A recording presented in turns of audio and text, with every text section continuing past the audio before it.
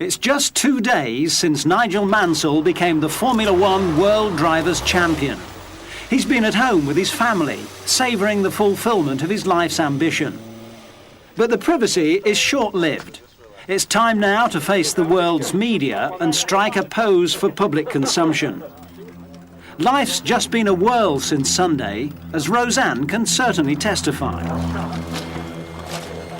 The phone hasn't stopped ringing, the gate buzzers hasn't stopped, and really the house has been absolute chaos. People have been coming and going, and I just don't know sort of where the last 2 days have gone. At a press conference on the Isle of Man, the championship is history now. For the fickle media, the focus of attention is switched to Nigel's future. The decision whether I retire or not is not mine.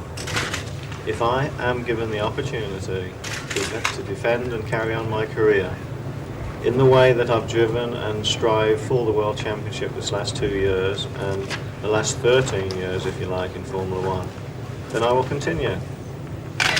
If that opportunity is not afforded me, and this is not new today, it's what I said 2 years ago, then even more today than 2 years ago, I'm not there to make the numbers up. And therefore, one might consider retiring, obviously. There's nothing like retiring at the top. But I would say, like I said on the BBC programme to Murray last night, my first choice is to defend the World Championship and defend it in the best and most vigorous manner that I can. And to do that, Roseanne and I are already making plans for this winter, and we're certainly getting our household in order to, I've got to lose weight again, I've got to do as much if not more work this winter to go into next year, because needless to say, I know it will be more difficult. Nigel, are you then saying then it is Williams or retirement? That statement.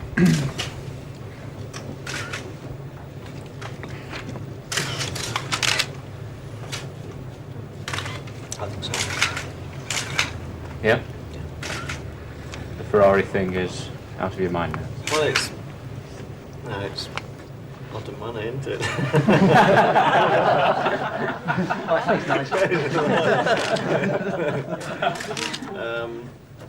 But I mean, to be fair to Ferrari, because I have driven for them before and still have a fantastic relationship.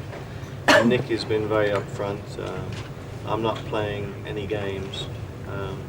I feel that my heart is in my own country. I know the Williams team, I know the mechanics, the engineers. I don't really want to leave something that I have created with the team and with the sponsors and with the manufacturer for anyone else to inherit and then have to go and do it all over again with another team. Ultimately, it's his decision whether he does drive again for next year anyway. But what I'm saying is whatever decision that we feel is right for him jointly, then we will do. And as Nigel said, I mean, the hard work has been done now, all the years that we have put into getting this championship.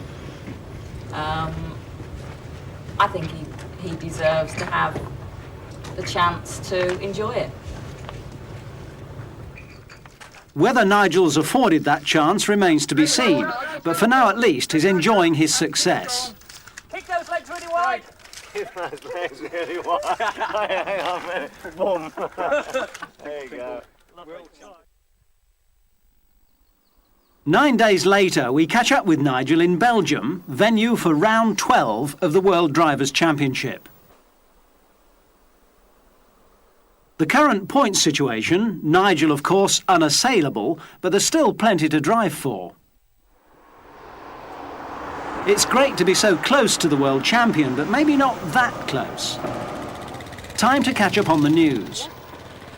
Here we are, the 27th of August, Thursday afternoon, and approximately about 4:45. We're sitting on the side of the bus stop chicane here here in Spa, of course, and it's one of the most fantastic circuits of the world. Why? It's 6.7 kilometres long.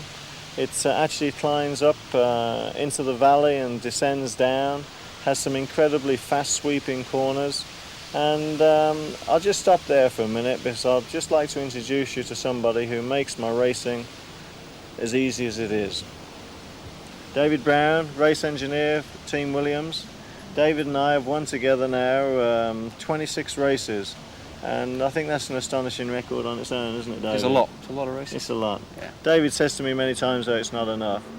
But I'd just like David, just in a few words, to explain exactly his responsibilities within the team. Thank you, Nigel. It's my responsibility within the team. Reliability of the car, making it good enough and quick enough so Nigel can go around and drive it every lap of the race flat out. I would say it's probably a good way of putting it, wouldn't you?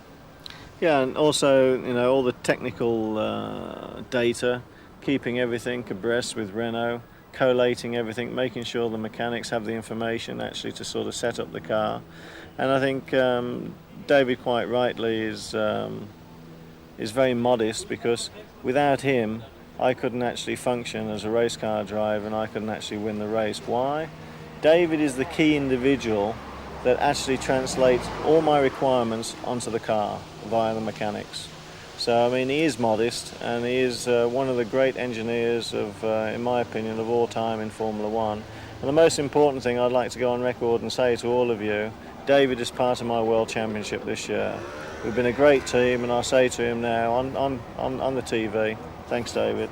Great job. Thank you. You made his job sound very simple. Can you elaborate a bit more? On a day like today, for example, Nigel and I have had a briefing where we go through all the setup of the car, which is based on a testing we do, which I go to, as well as Nigel. And so we have to sort out the tyres and all the brakes and the springs and what ride heights the car runs at and all these little details that go to make the car either good or a complete disaster. And that's a lot of things to keep your hands on, I think. Well, Nigel, we saw you briefly at Dartmouth Golf Club at the weekend, but it's been a fortnight now since the World Championship was clinched. Have you come back down to earth yet? Well, I mean, it's funny, but I don't think I've left the earth yet. I think I'll probably leave the earth in December when all the prize giving is taking place. I think it will take actually till December to actually sink in that we have won the World Championship. And I think, yes, then I'll afford myself in December then the time to actually take off about 2 or 3 feet off the ground for a few weeks, because then we haven't got to drive the car, we haven't got any races to do.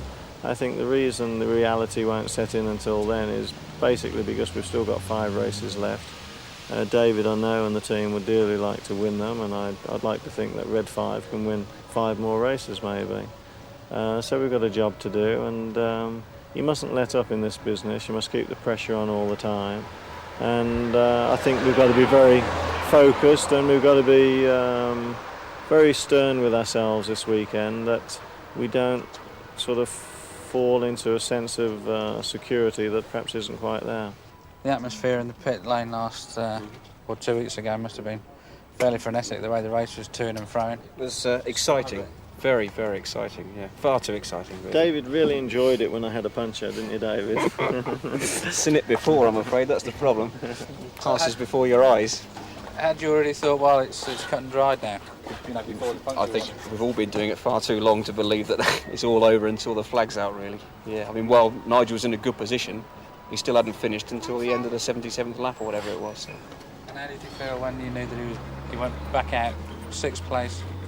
Yeah. Mountain to climb again. Well, I was still hopeful. I mean, and it was right as well. I was right. Was there a few beers, a few bats afterwards? There were a few, yeah. Not a dry eye in the house. Quite a crowd had gathered, and Nigel obliged with autographs and chat before speeding back to the pits to help set up his race car.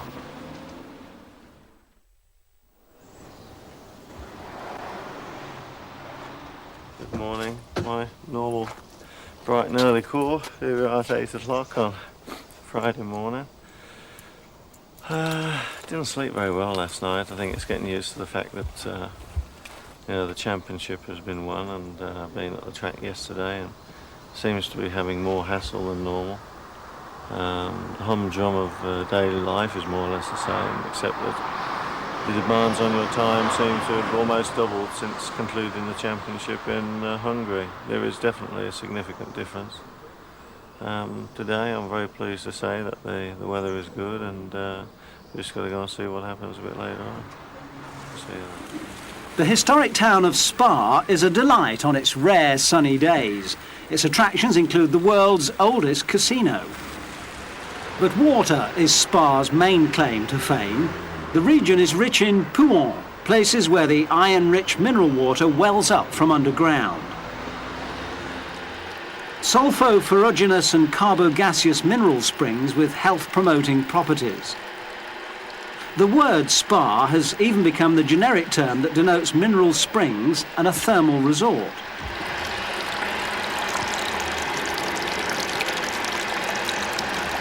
Meanwhile, at the circuit in first qualifying, Nigel was setting a blistering pace. He finally lapped in 1 minute 50.545 seconds for provisional pole position, 2.2 seconds quicker than the Brazilian Ayrton Senna, with the German Michael Schumacher third and Riccardo Patrese fourth. With the hard day's work successfully out of the way, it's off to unwind.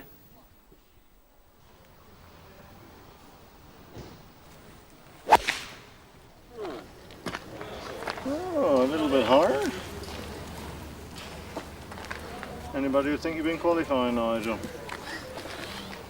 Play this one as an easy par 5. John Rotherow, Nigel's accountant, is partnering him this afternoon.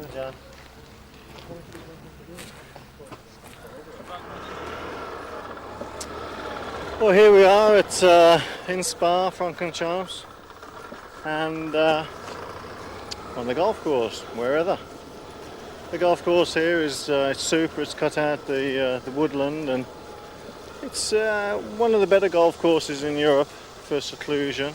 Although there's a lot of people playing golf today, and I don't understand it. They should all be at work. First hole's a par 5, 550-yard par 5. We're driven the ball in the best place, just down the right-hand side, and because it's downhill a little bit with a great second shot, it might be possible to get close to the green. Qualifying today has been very, very good. Almost electrifying, really. Feel very relaxed, went straight out and put a pole time, and then I beat the pole time. I did 1 minute 50.5 in the end. That's 2.2 seconds clear of Ayrton Senna and almost 3 seconds clear of my teammate. So, I mean, it's been a good day's work so far. How do I feel? Tired. Come away from the circuit to get away from the razzmatazz and certainly the press. There's no question that the conjecture around my contract for 1993 with Formula One and the Williams team is something of almost a mystery. But I can share this to you. It's a mystery to me too. What is exactly happening? I'm not quite sure, except there's some very, very strange things being negotiated, and I think it comes down to commercial and sponsorship and basically manufacturers' pressures. Frank Williams, well, at this moment in time, because Frank have had a few ups and downs over the years, but you know, we've had a great partnership this year, and I'd like to pass no comment because I think it's the fairest thing I can say. I don't want to say any bad things at this point because it's been a fantastic year, and we've just got to be patient and see what happens. Now to the next shot.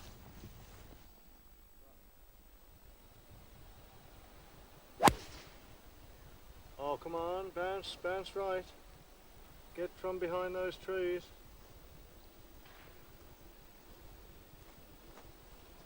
I think where the pin is, that's fine. Is that okay? We'll leave Nigel in peace with his golf and turn to the Williams commercial director, Sheridan Thin, the man responsible for putting together the Williams Dream Package, which has won the World Championship.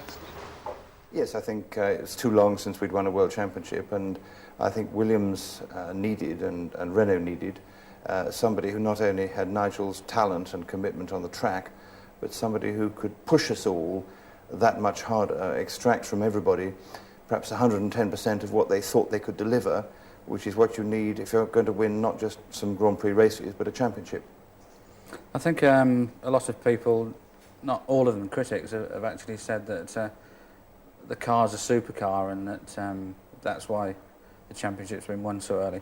And surely you of all people must realise Nigel's input into that situation. Yes, I think there are two things to say against that. One is that to some extent the car, not just the car but the whole engineering package, including the engine and the fuel, is a result of the efforts of Nigel and Ricardo over the last year with the testing and input that they've provided, and the constant pressure that drivers like Nigel put on everybody on the technical side to deliver things better. So the car is very good partly because of Nigel's testing input and his encouragement to all the engineers. And of course he's driven it to the extremity of its potential all year. And perhaps in Hungary we had a good example of that. He didn't need to pass Gerhard Berger to win the championship, but he did so because he's through and through a racer.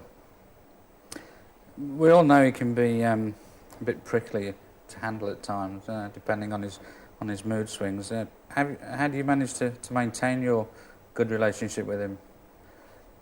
I think a lot of people imagine that the way to stay friendly with a top driver is always to agree with them.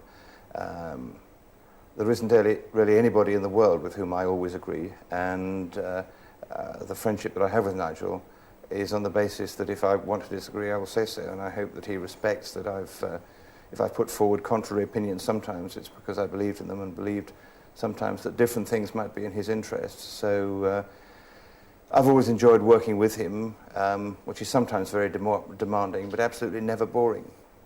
No, there's always a surprise around the corner, isn't there? That's right.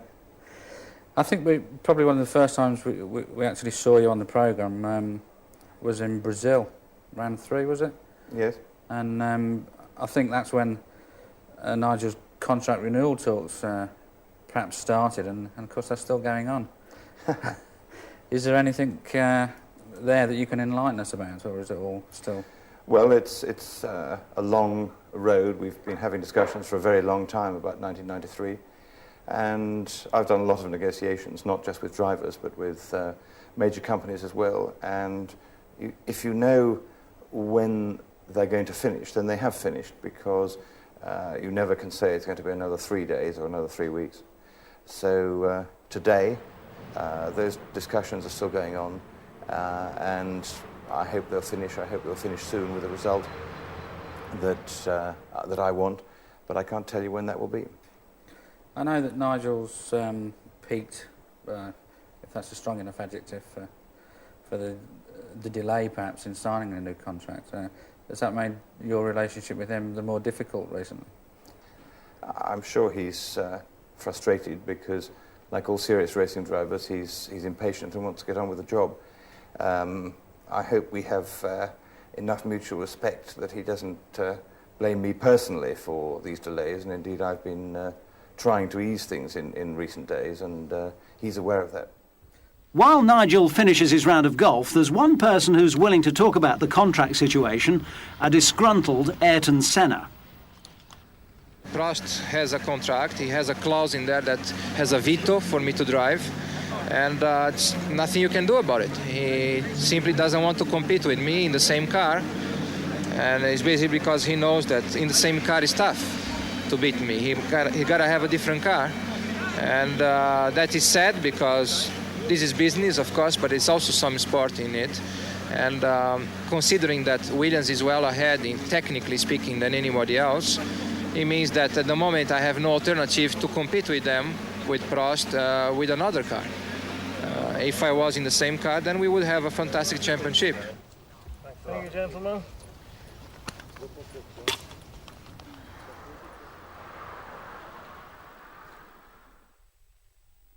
Saturday, and the morning dawns with a very unpromising mixture of fog and rain. Potentially good news, though, for Nigel as the holder of provisional pole. Good morning. Well, as you can see, if you pan around the sky this morning, the weather has closed in. I don't think certainly the morning's practice is going to be dry at all, although we will have to do some wet weather practice. So the work we did yesterday was very important. We've got provisional pole, and if it doesn't brighten up, then I won't be too sorry about it. Predictions for today? We have to do some full tank work, and probably in the wet too, because in Belgium it's more than a 50% chance that the weather's going to be like this possibly for tomorrow. I certainly hope not, but we are in Belgium. I slept a little bit better last night. Certainly feeling optimistic, and I'd like to get that elusive 9th victory in a season if it's possible. It's never been done before, and I think I'm in the mood to try and do that. We'll catch up with you a little bit later today, but I think it'll be a quiet day today. The main thing is to stay out of trouble and just keep as dry as possible. Keeping dry wasn't that easy. The rain was torrential all day. It would be a nightmare driving an ordinary car, let alone a Formula One car.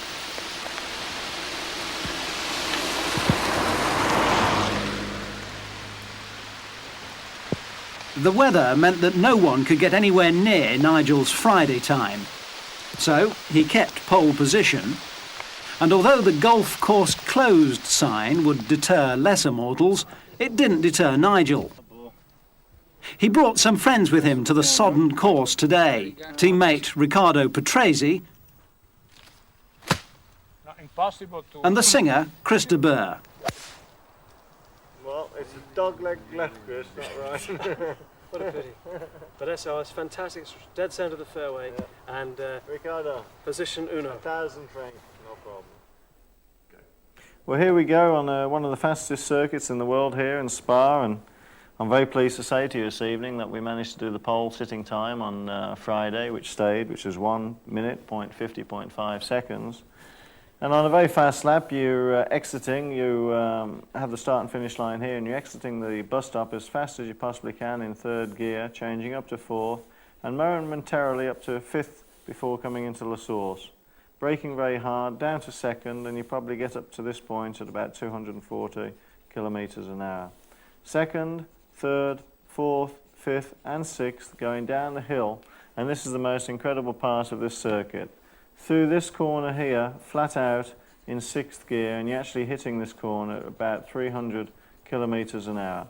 And in the most demanding corner probably of the circuit, very, very fast left-hander, 5th gear, round, pulling about 4G, 4.5G, staying in 5th and getting 6th right on the exit of the corner. Very, very quick part of the circuit again, changing up to 6th, and for a very quick lap round all these kinks, you are totally flat out in 6th gear all the way around to the bus stop. Braking very hard from 6th to 5th to 4th to 3rd to 2nd, and then going through the first bit in 2nd and then changing up to 3rd, exiting again and coming past the start and finish line. And if you can do that, the pole time is 1:50.5.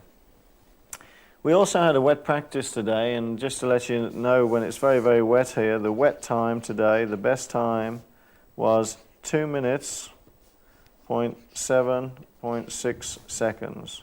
So 2 minutes, 7 seconds and 6/10.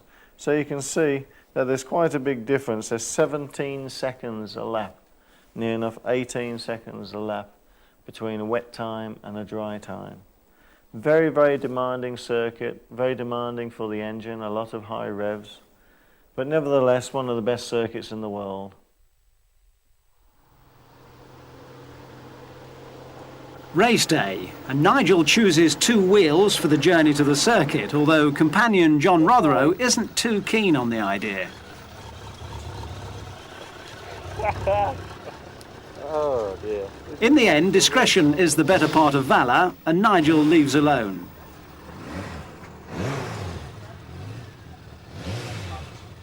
Well, here I am. I have chickened out this morning, but I've got to look forward to the journey returning tonight.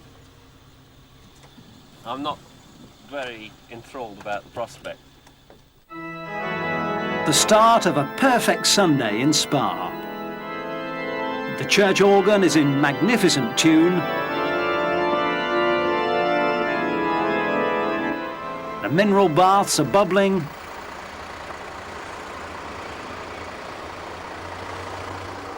The former greats sit majestically in their historic motor museum at Stavelot, close by the circuit. The locals enjoy a peaceful game of boule. while back at the circuit, the usual blend of street stall holders peddle their wares as the faithful flock to the race.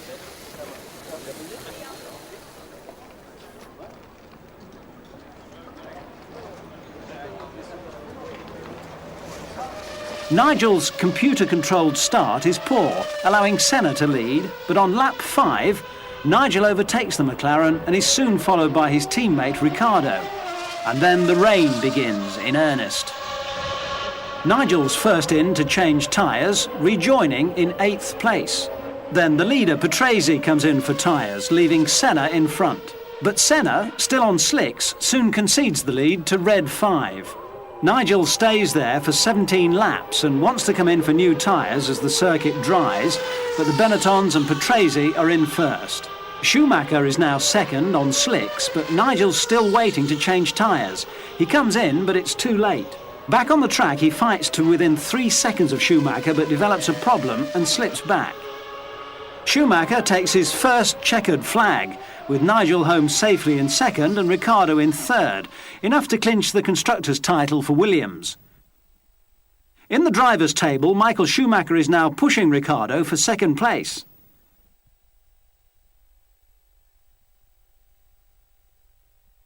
And Benetton move ahead of McLaren as Williams are confirmed as the constructors' champions with a massive 142 points.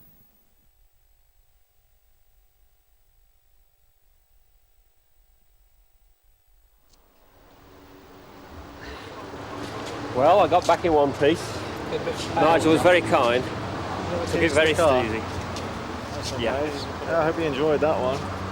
Yeah, me, I mean, in the lead for a long time, and then obviously we had quite a severe engine problem at the end. It was only working on 9 cylinders, I believe, or maybe even 8.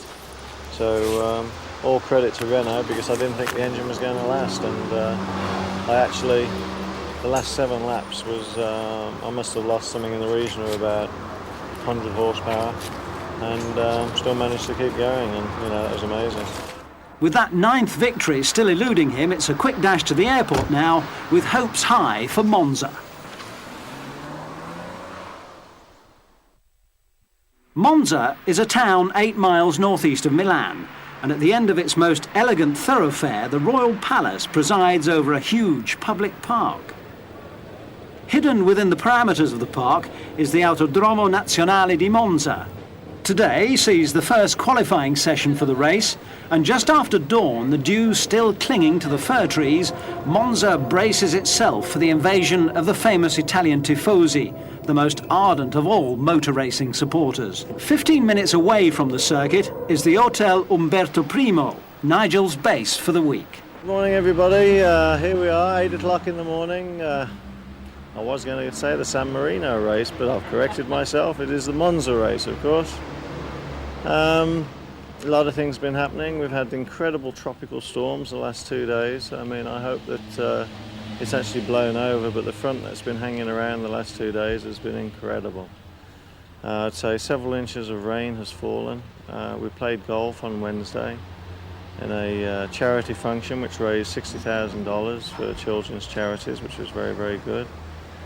We are currently in the 11th hour of the contract situation.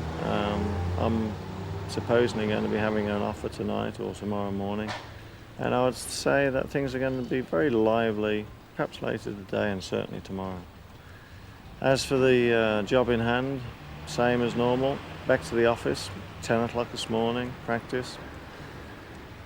The track obviously is going to be wet, so I think I'm not going to go out for the first 10 minutes or so and just see how the cars are performing. If they're up to speed, then I'll jump in the car and go. Try and have an easy morning, and then of course qualifying 1 till 2 o'clock. But the most important thing today is where you'll catch up with me later on this afternoon at, I think it's 5:15. It will invite you to the muddiest, probably dirtiest, in more ways than one, football match of the season. We'll see you then. See you, everyone. While Nigel goes off to work, there's time to explore the treasures of Milan.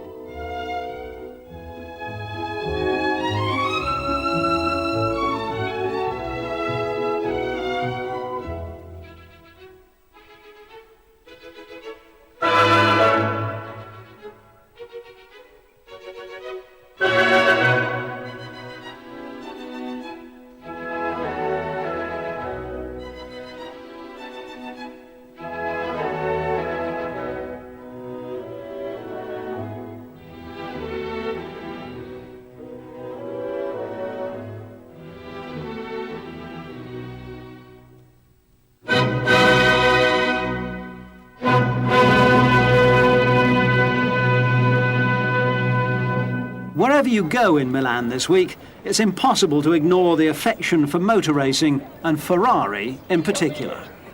Meanwhile, at the 5.8-kilometre circuit in Monza, amid mounting contractual chaos, Nigel did his talking on the track. He took provisional pole with a lap of 1 minute 22.586 seconds, ahead of his rival Ayrton Senna, who clocked 1 minute 22.822. The Frenchman Jean Alesi had the Tifosi in raptures. Third place for his Ferrari. Football is next on Nigel's agenda, playing for a camel celebrity team against Formula One photographers.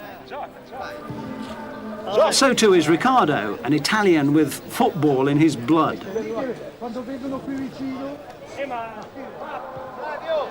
Also looking to win a medal today is Michael Schumacher, for once in the same team as Nigel.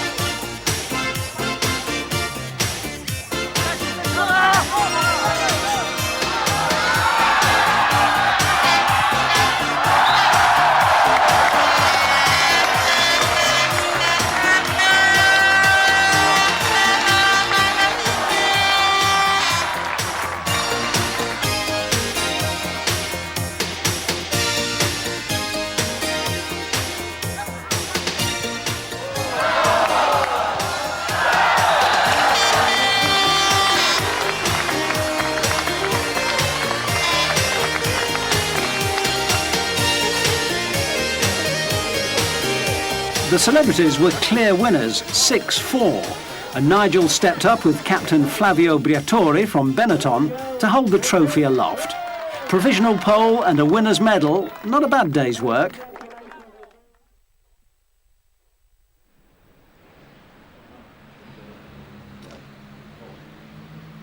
Morning. Good morning. A little bit stiff this morning, but I think you know the answer why to that. Feet are hurting incredibly. But it's going to be another nice day, I hope. You can tell from the voice that I've been shouting too much. Got to defend the pole position today. I think that the car should be a little bit better, but all credit again to McLaren and Honda, because they got a lot closer yesterday, and I think their active car has made a very, very big improvement. The engine is still working extremely well, and I think this race could be very difficult for us. There was confirmation earlier yesterday of the world's best kept secret. All the Honda have officially announced they're withdrawing from Formula One next year. Well, I don't think it's a secret, and I think you've got to actually clarify that. They're pulling out of Formula One from the point of view of total support, but they are going to have the Mugen engine. From my sources anyway, Ron Dennis will still have a Honda engine next year, but it will be done by Mugen. So they'll still be there, but not in the same sense that obviously they are now as a major sponsor. The media were putting two and two together with Michael Andretti's arrival at McLaren and his tie-up with Ford, and the suggestion was that McLaren would have Ford engines at their disposal. I don't know. I mean, that is a possibility, and of course, you know, you mustn't rule anything out, but I would be surprised if they get the Ford engine straight away. But nothing should surprise me in Formula One. No doubt, as you'll find out later today.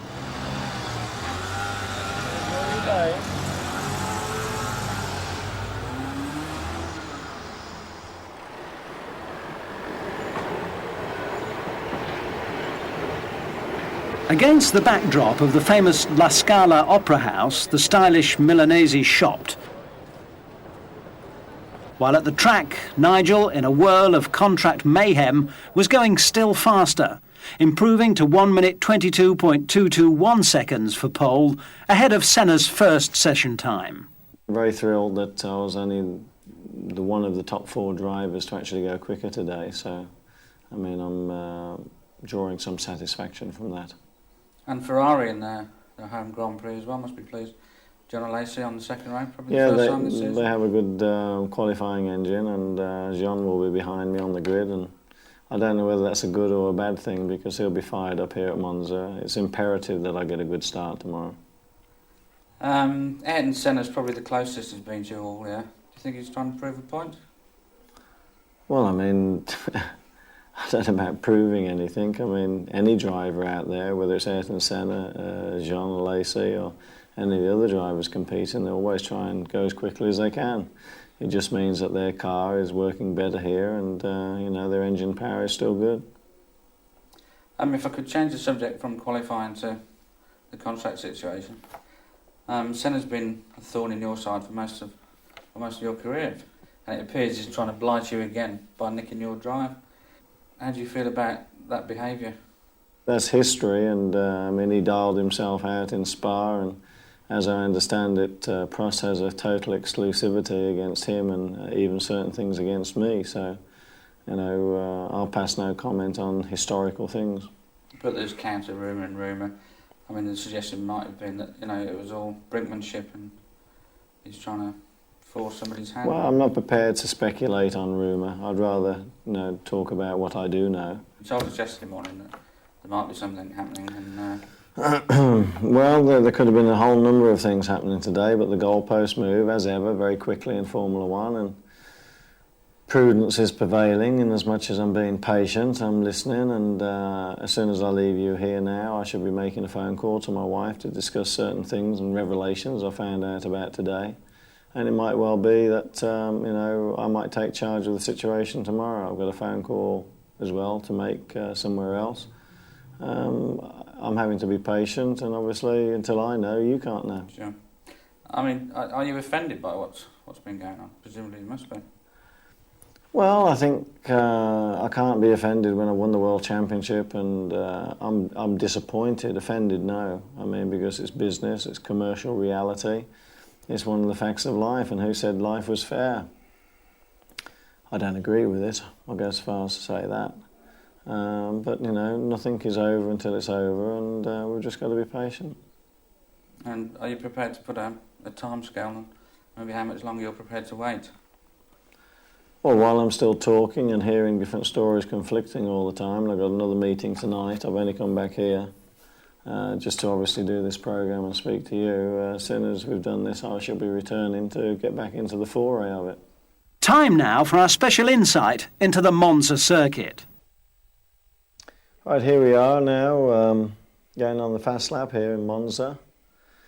Obviously in Italy, the race for tomorrow, but this is the fastest lap you can do, and the most important corner for overtaking and setting the fastest lap is coming around the parabolica.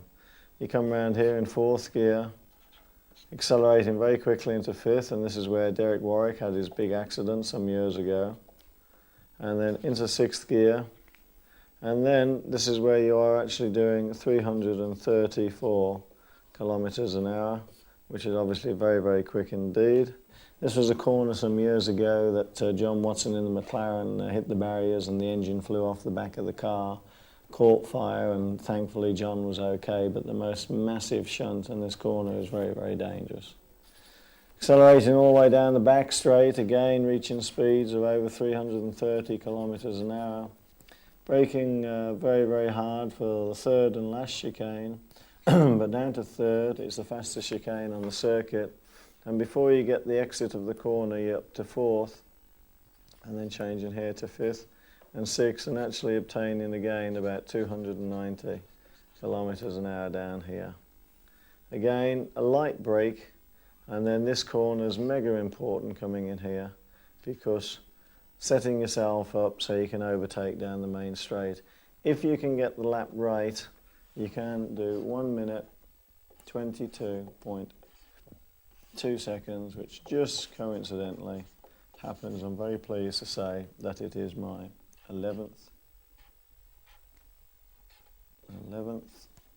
pole position this year. There you go, I've already signed it. And there you have it, ladies and gentlemen, a very, very quick lap of the Monza circuit. As the sun sinks low over Monza, the bewildering, unresolved contractual situation was putting unbearable pressure on the world champion. Bright and early, no rain at the moment, although it could be forecast to be a little bit later on for showers. Optimistic for today. Obviously defending the pole position of yesterday was very, very satisfying. As I said, just catching up on last night, to be the only top driver to go a little bit quicker yesterday was probably more satisfying than people can think, especially here in Monza. Predictions for today, I think the warm-up will be critical. There are a few problems with the handling of the car. Tyre compounds, very, very important because the tyres are getting up to 246 degrees, which is the total upper limits of the temperature of the tyre. We've got to be very, very careful on choice if we pit stop and when we do it. Big debrief this morning and briefing before we even get in the car with regard to the race engineer. Fuel consumption figures, how much fuel we'll actually have in the car for this race, because as you can see by watching a little bit of footage, it's got 3 very, very large straights on it, so the engine has to work hard here, much harder than in fact it had to work in Spa.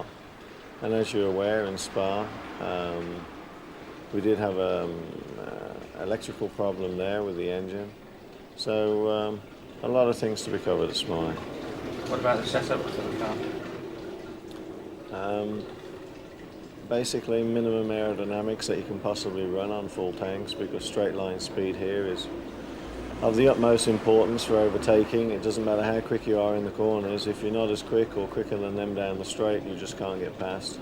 So we'll be looking at the monitor this morning very, very carefully just to see that our car is at least hopefully as quick as any other car down the straight. That was a problem yesterday. We weren't the quickest. We were 3 to 4 to 5 kilometers an hour slower down the straight, which we are a bit confused why, because normally we are as quick, if not a little bit quicker. So perhaps it's a new fuel regulation, or perhaps it's just the nature of this particular circuit, but it's not plain sailing, I can tell you. Great legs, but they're ever so tired.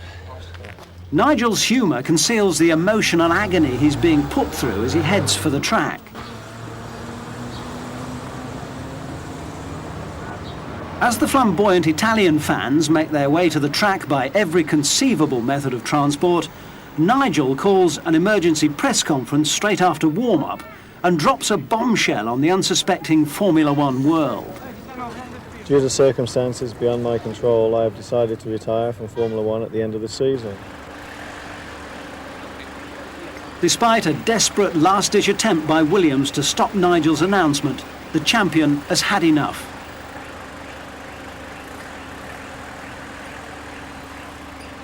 His conscience clear, Nigel makes a great start, streaking away to lead the field, and he stays in supreme control of the race. However, Nigel has agreed to Ricciardo's request to win his home Grand Prix, and they look set for another 1-2. But sadly, gearbox trouble signals the end of the race for Nigel, and transmission problems rule out a victorious end for Ricciardo as well. Ayrton Senna wins in fortuitous circumstances. Britain's Martin Brundle finishes second ahead of his teammate Michael Schumacher, a great result for the Benetton team. The war for the title long finished, the battle now goes on for second place, with Schumacher edging ahead of Patrese. And in the constructors, Benetton removed McLaren from the runners-up position. Well, Nigel, I guess with the outcome of the race, it's been a pretty sad day all round for you, with an announcement about your future as well. Well, it depends how you look at it, really. I mean, Obviously it's very sad because it's come to the point that I've chosen to retire, but there's many reasons why I've taken that decision. I wouldn't say that it was taken voluntarily. I mean, what I would like to do now, and for the viewers, is actually read the statement that was put out this morning. And that is, due to circumstances beyond my control, I have decided to retire from Formula One at the end of the season. I have made this decision with some regret, but not without a great deal of thought. Any relationship between a driver and a Formula One team is vital for success and partly dependent on money, because it defines how seriously the team and its backers take the driver. But those who know me well understand the importance of the human side and the mutual trust and goodwill and integrity and fair play that are the basis of all human relationships. All these issues have suffered in recent weeks. Looking back, I feel that relationships between me and the Cannon Williams team started to break down in the Hungarian Grand Prix. A deal was agreed with Frank Williams before that race, in front of a witness. That was my wife, in point of fact. And I have to say that at the time I felt very good about racing again with Williams in '93. Having won the championship, I was looking forward to defending the title with what I believe to be a very competitive car. However, 3 days after Hungary, I was telephoned by a Williams director who said that he had been instructed to tell me, because Senna would drive for nothing, I, the new world champion, had to accept a massive reduction in remuneration from the figure agreed in Hungary. Considerably less, I might add, than I am actually receiving this year. If I did not, Senna was ready to sign that night, I was told. So, needless to say, I rejected this offer and said that if these were the terms, Williams had better go ahead and sign Senna. Since then, it's fair to say that relations with the team have not been good, and I refer here to the directors rather than the scores of people behind the scenes at Williams. I have listened to many different opinions, some well-meaning, some not, and we have heard the public statements made by Senna in Belgium. To say that I have been badly treated, I think, is a gross understatement. Of course, the team owner, any team owner, is free to choose whomever he likes to work for him. And it was the lack of information and sudden changes that I found disappointing. It is difficult to put into words the sort of commitment you have to make in order to succeed in Formula One. I'm aware of criticisms made of my approach to racing, but I am the way I am because I believe in total sacrifice, a total ability to withstand pain, and total belief in myself and my ability. To have the motivation to win a world championship, you must in turn have those commitments back from the team. When I returned from Ferrari, I did so with the belief that I had the motivation and the team had the commitment. I don't think I was wrong. Now things are different. I no longer feel, so far as I am concerned, that the commitment from the team towards me for next year is there. There are many reasons for this, and I have tried to give some idea of how I feel. Other people will no doubt draw their own conclusions. For one thing, it is clear that Alan Prost has been committed to the team for months. For another, I thought I had a deal when clearly I did not, and needless to say, I do not understand why these things have happened. Yes, in recent weeks, various people have tried to smooth things over, and I respect that and I thank them for their time. But now I realise that it's all too late. To my mind, it comes down to fair play, or the lack of it. Money, a trigger for the problems after Hungary, is now no longer an issue for me. In finishing, I'd like to say, in the most sincerest of ways, that I will always be grateful to the Williams team and Renault for the support they have given me, and hopefully will give me in 1992. I want to win the remaining races, and I'm sure that the FW15, from what I know about it, will do the job in '93. As for myself, I know that I'm not yet ready to retire completely. I still love my motor racing and I still want to win. So I may look at the IndyCar World Series and see what opportunities are available, if any. Finally, this statement expresses all that I will say on this matter at the moment, so no one should expect any additional comments. Now, I suggest that you're privileged in me reading you this personally, because that hasn't happened to anyone else. As such, not personally anyway. The only further comments I have to say is that it'll probably be shown on your national TV that seconds before I started the press conference, I had someone come to my left in Williams' clothes and actually said to me, "Stop this, we'll agree everything, da da da." Unfortunately, it was all too late. It's a great shame. It saddens me to think that I was willing to actually sign contracts a number of weeks ago and thought I had a deal and then I didn't. All I can say to you is that I can honestly put my hand on my heart and say that I'm an innocent bystander who have watched amazing things happen in the sport in Formula One. And I can honestly say that I don't want any more of it, and hence my decision today. It seems such a terrible calamity, Nigel, got to the top of the tree and then so abruptly too. Well, it's power politics, and I don't really want to get involved, so I'm not going to pass any comment. There's no great problems between the team and I. I've retired, and I've retired in the best possible way. I'm retiring at the top. It is amazing the things that are happening. Who do you blame? Do you blame Senna for volunteering to drive for Williams for nothing, or do you blame Frank for taking notice of it? Do you know what the nice thing about this is? I don't blame anybody. I'm bigger, and I feel I'm above it, and I'm not even looking. I'm not even going to have a post-mortem because I do feel that I've got better things to go to, and already people are making approaches to me to do all sorts of things, and I wish they didn't, because I need a breathing space now to actually decide what I do really want for my future. But I think as Formula One is concerned, I've never actually been the chosen one to get the support properly. And the proudest thing I can say in my life is that I've got there through not being the chosen one. I haven't had ultimate backing through my career. I've always had to fight. And therefore, I've got greater satisfaction in the way I've won this World Championship. But the thousands of fans that you've got around the globe, they're going to want to blame somebody, aren't they?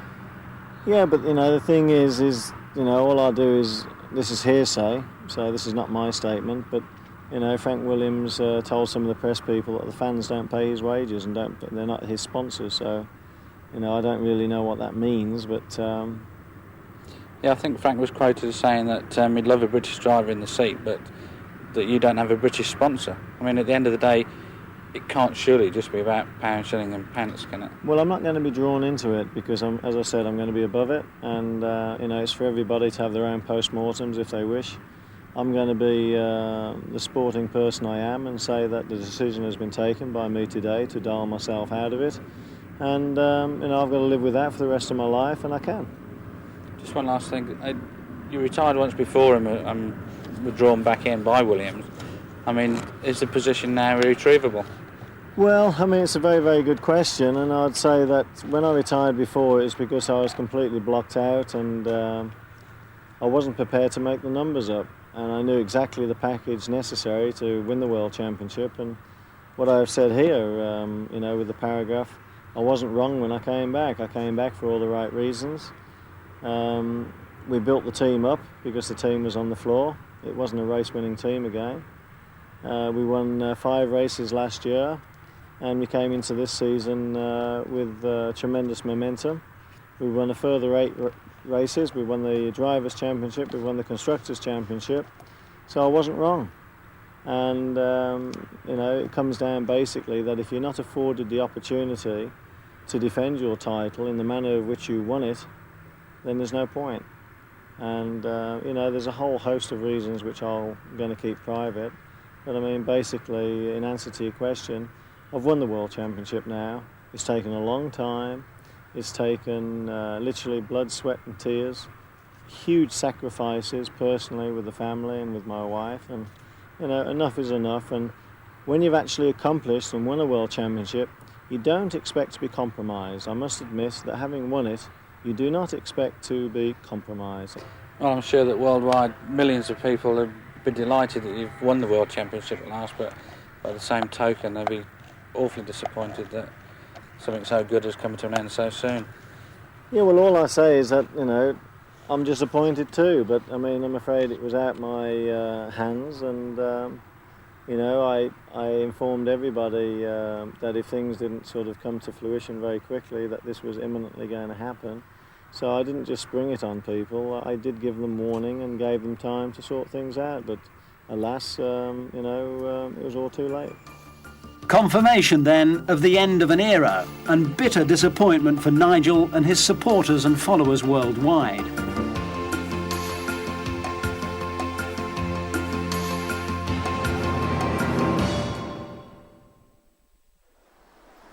A week later, Nigel and Roseanne are at Renault's St Martin's Lane showroom in London's West End to launch Nigel's newest book.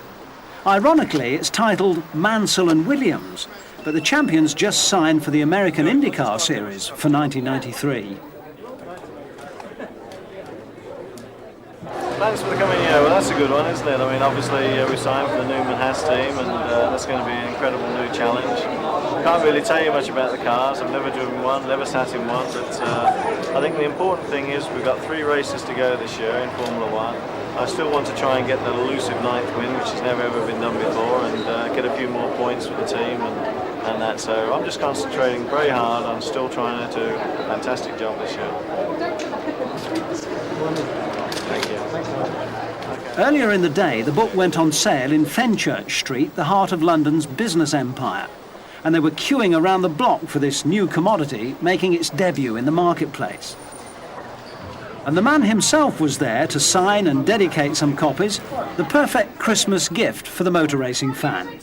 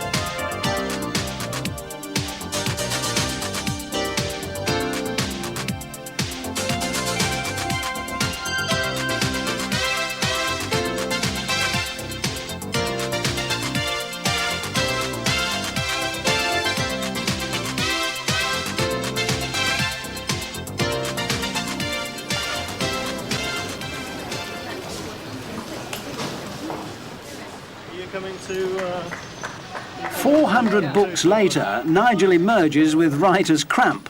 Just one more autograph, please. Next on the day's whistle-stop tour is Marylebone Road and the tourist landmark Madame Tussauds.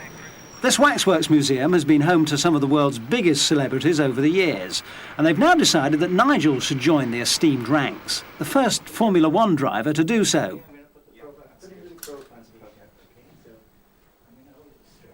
He's here for a first modelling session. bring your arms in the press. Sorry. 2 swords.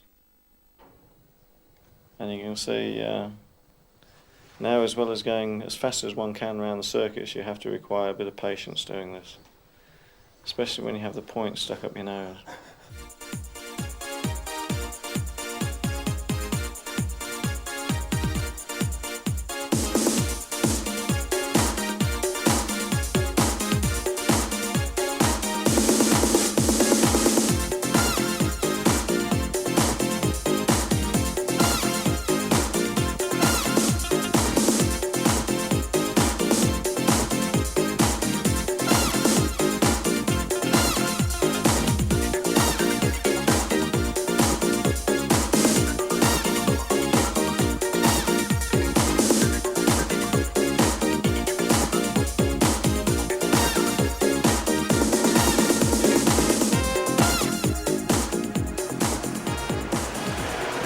The model will take many more months of painstaking work before it goes on exhibition in 1993.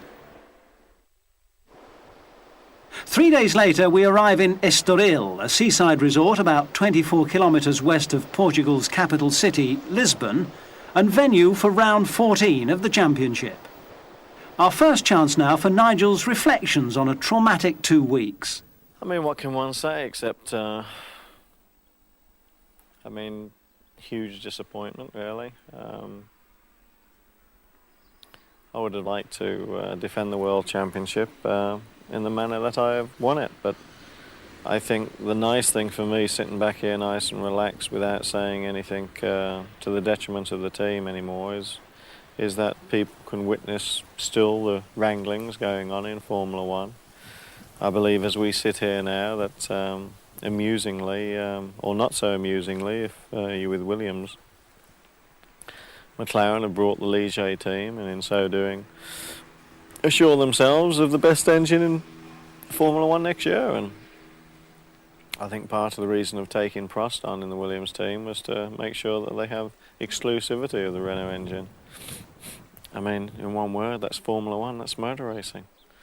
From a personal point of view, I'm glad to have made a decision with a lot of thought, with diligence, with patience, with Roseanne, over a period of time. Not a snap decision, not a quick decision, and not a painless one. But nevertheless, I'm happy now to actually sort of look at you and say, I'm going to continue my racing career in America, in the new IndyCar World Series. And yes, it is different to Formula One, and yes, there are only 10 races on street or road courses, as they call them.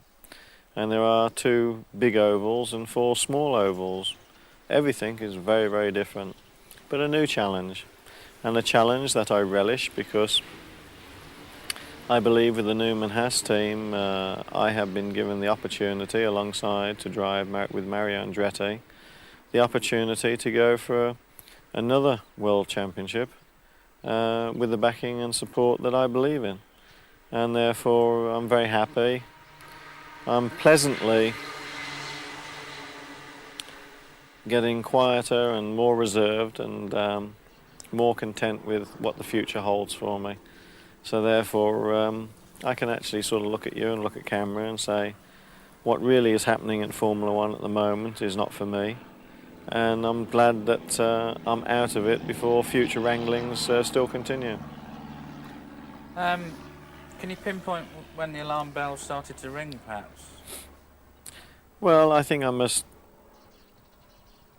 respect the confidentiality in the contracts that I have, but I think the goalposts, as we call them, started moving very, very fast in Hungary, and when Ayrton then decided to make his ridiculous offer for driving for nothing, because he'll never drive for nothing ever in his life. What he means to say, he would come to the team for nothing and he would have a private backer paying his wages, which is, you could argue that's one of the same thing, but that casts quite a significant confusion over the state of affairs. On saying that, ultimately it's down to the management to choose what they do. But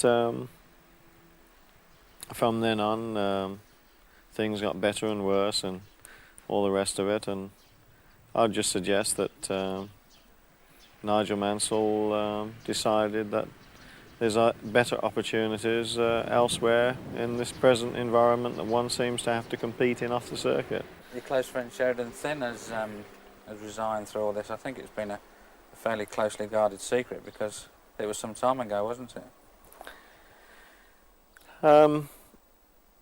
I have agreed with the team not to speak any further about really the matter with regards to Williams myself, and certainly the director of Williams is a great embarrassment to them that he resigned when he did.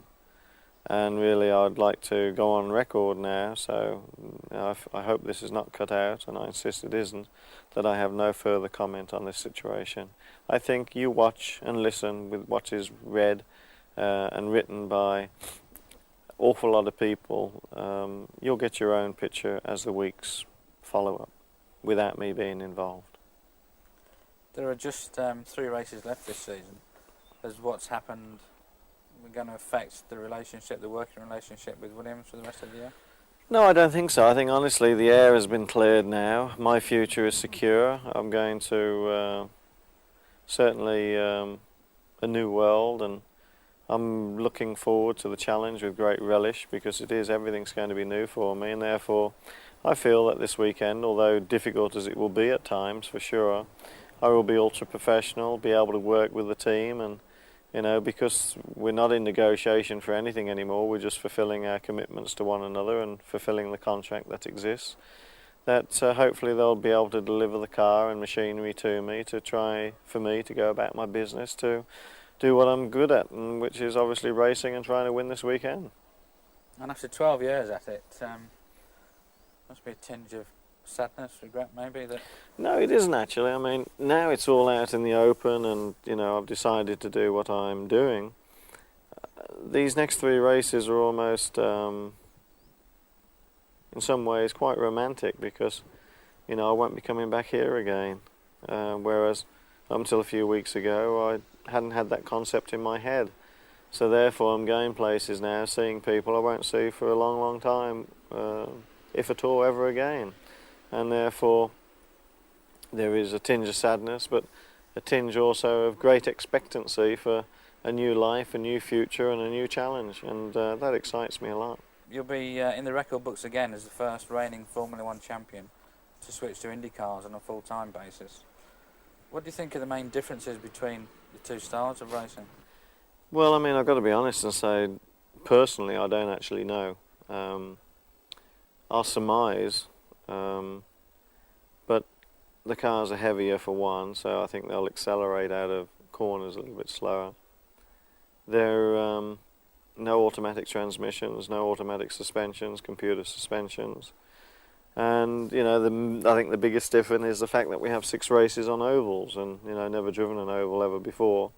This will be, quite extraordinary, and a very, very big change and a big challenge. And, that's going to be the hardest part to make the transition for sure. And we know that your first competitive race is going to be in March. When are you going to set foot in one of these cars beforehand? I actually think it'll be the second week, or third week at the latest in January.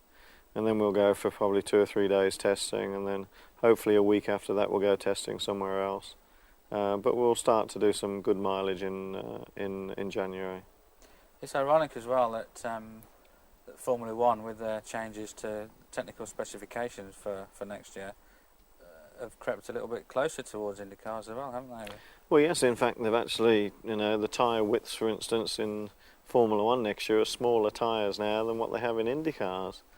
And I mean, it's another situation which, the tyre situation I don't agree with in Formula 1. So, I mean, I'm going now to what I consider to be a safer package with regards to tyres, most definitely. I mean, the tyres are bigger and wider in Indy than what they are in Formula 1 now. And we've lost 6 inches, which is about that much, off the rear width of the tyres in Formula 1 for next year.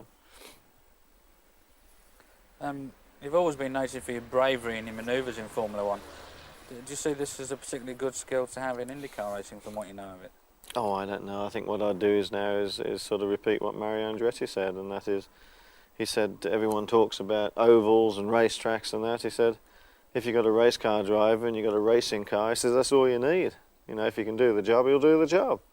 And what I would say to you is that there's an awful lot of speculation by a lot of people, but if you're with a good team and you're a fair racing driver and you've got a good car, then put you on any track, any situation, you should fare well. Sound advice there from the 1978 world champion to his new teammate, the 1992 champion.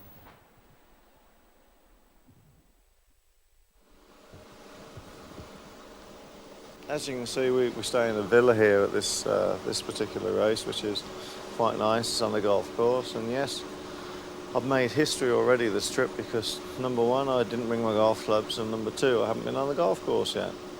But later today we'll certainly be on the golf course. I'll borrow the professionals' clubs and go and have a little walk out there.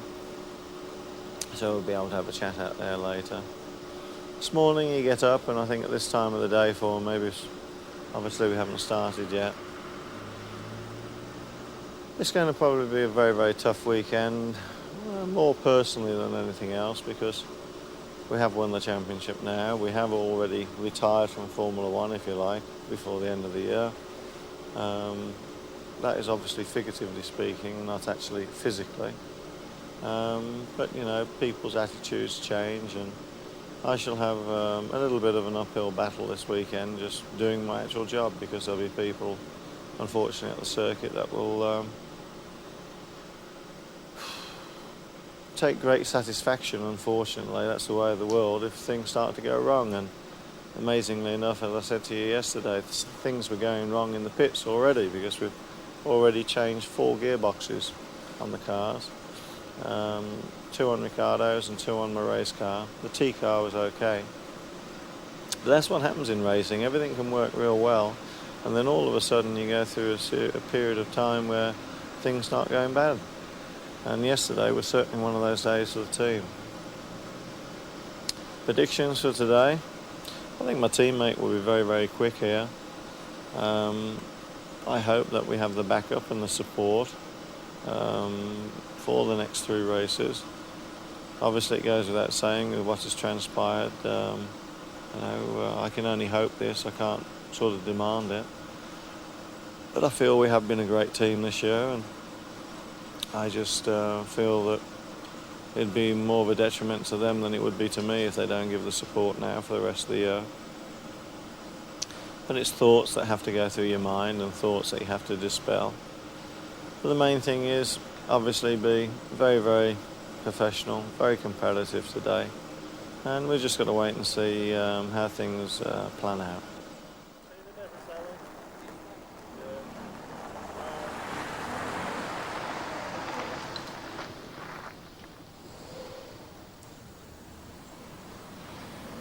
Cascais, which is just down the road from Estoril, is typical of the fishing villages in this area, a picture of tranquility.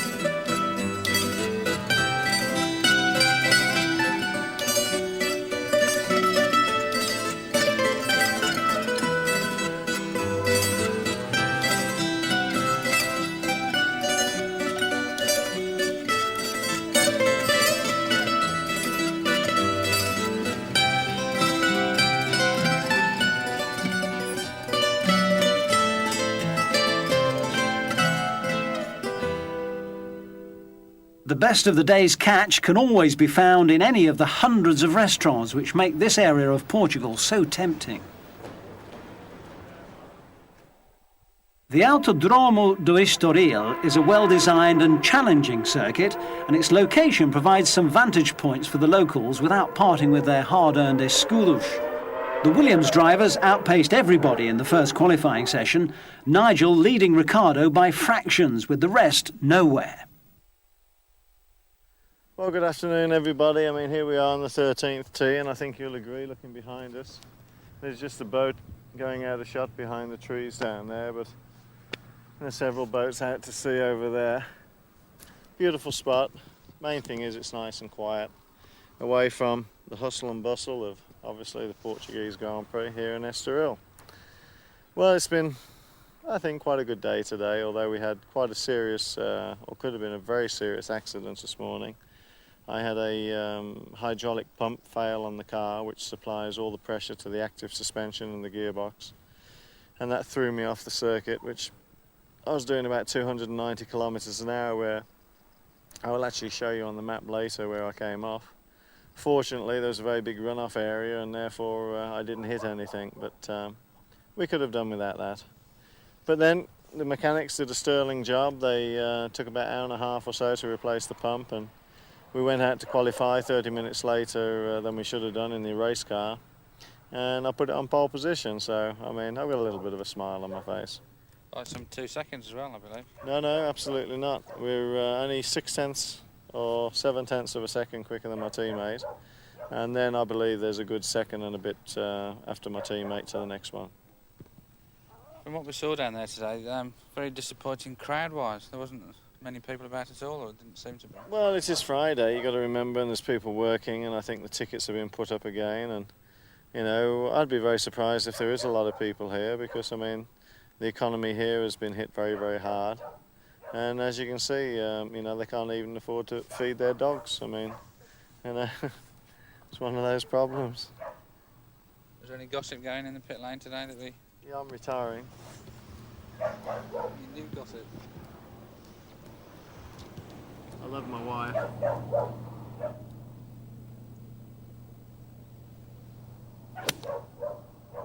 Oh, sit down.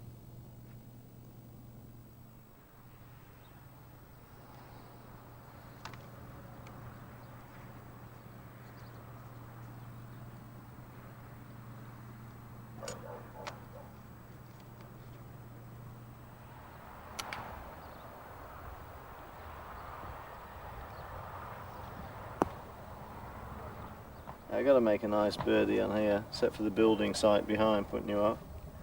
Going to move a little bit from left to right. Come on, ball. Yo! We'll accept that. We leave Nigel happy with his golf and his overnight pole position. Dawn is bleak on Saturday after heavy overnight storms. Oh. Bon dia. Good morning, everybody. As you can see, here we are, this wet and wonderful morning. The storms last night were quite incredible, and you know, the only thing I can say is that it's going to be a bit of an indifferent day. The track is certainly going to be completely clean from rubber that we put on yesterday. Today we do our homework with full tanks, but I mean, looking at the conditions, looking at the roads just out here, everywhere is going to be incredibly wet. We've got 2 hours to go until the pit lane opens for free practice this morning, so I don't know whether or not it will be dry by then. It depends very much whether the sun comes up. It looks promising from that point of view, although on that key, if you heard, I don't know whether you picked it up, there was some thunder then just in the background. So, I mean, I think it could be a very, very indifferent day. Either way, I'm very, very pleased to be on provisional pole yesterday, because if the weather does turn, obviously that's where we'll stay. I mean, the other thing is when it's damp like this, a little bit of pit talk for you. Gerhard could hardly walk properly yesterday because there's a big bump at the end of the straight, and he damaged his back yesterday in the McLaren car. He was having to have a masseuse last night, try and massage his spine and make everything was okay. I've woken up as stiff as anything this morning, mainly because of the damp. The damp gets in the broken bones, and you know, it causes a lot of anxiety and pain to some of us. But we'll see you on later this afternoon and let you know how it's gone.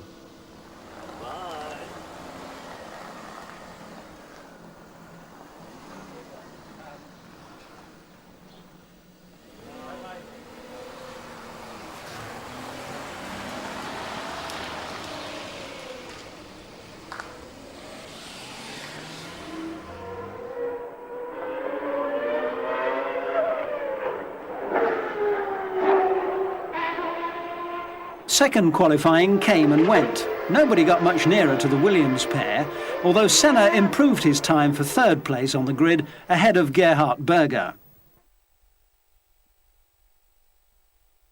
Right, we're off now on a very fast lap, and for any fast racing lap or a qualifying lap, coming out of turn 11 is absolutely essential. You come out of this turn in fifth gear, probably doing something like about 260 kilometers an hour on the exit here.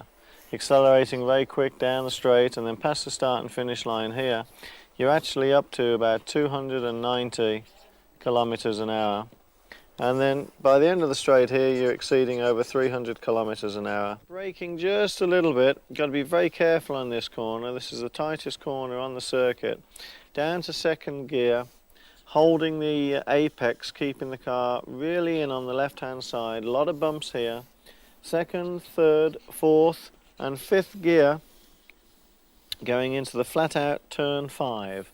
And here, there's a good bump here on the exit. You'll see the cars sparking, and also here there's some quite significant bumps. On the exit of this corner, in 6th gear, flat out all the way down here and getting up to 280 kilometres an hour again. Braking very hard, 6th to 5th to 4th to 3rd.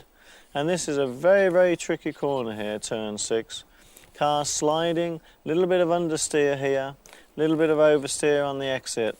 Up into 4th gear, 5th, going down here, and then from this point on this straight here, you go downhill. And this corner is so important. You've got to try and be flat out from about this point here in 5th, all the way round. And if you can do a dynamic lap speed down here. But if not, obviously, the car's getting out of shape here, understeering or oversteering, and then people can draft you all the way down this straight down here and overtake.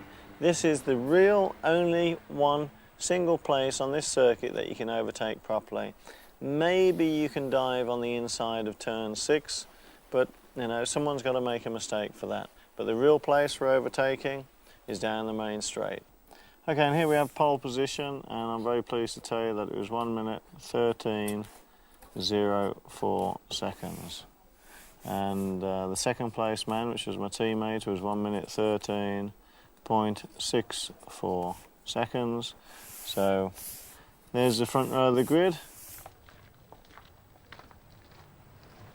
The wind gusted strongly for most of the afternoon, making the golf course an inhospitable place, unless, of course, you're Alain Prost, now officially confirmed as Williams-Renault's new #1 driver for next year.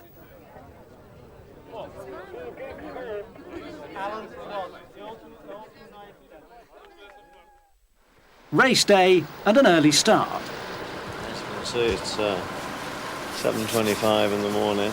It's not really getting light yet. You know, I'd suggest that the weather down here in Estoril has probably been the worst that we've had in recent years. Yes, we've had rain, but I mean, not every night and during the course of the day. And I just hope that come lunchtime today we can have at least a dry race. In the meantime, you can watch me load up. I have to do everything.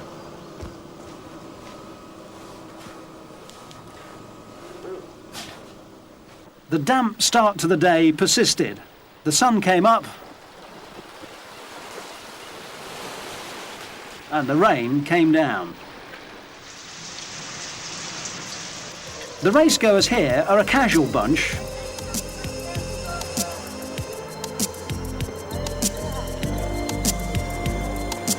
while some couldn't tear themselves away from the beach.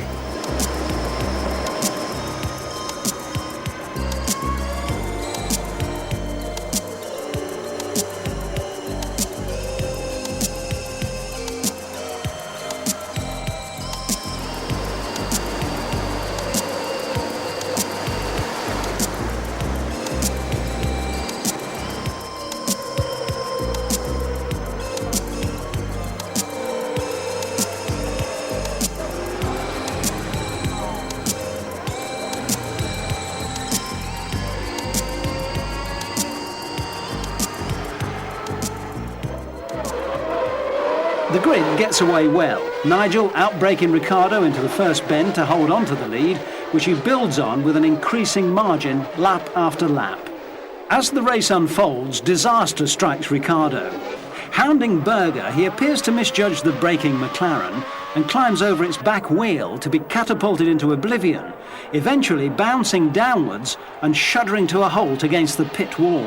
Amazingly and thankfully, Ricciardo was badly shaken but unscathed.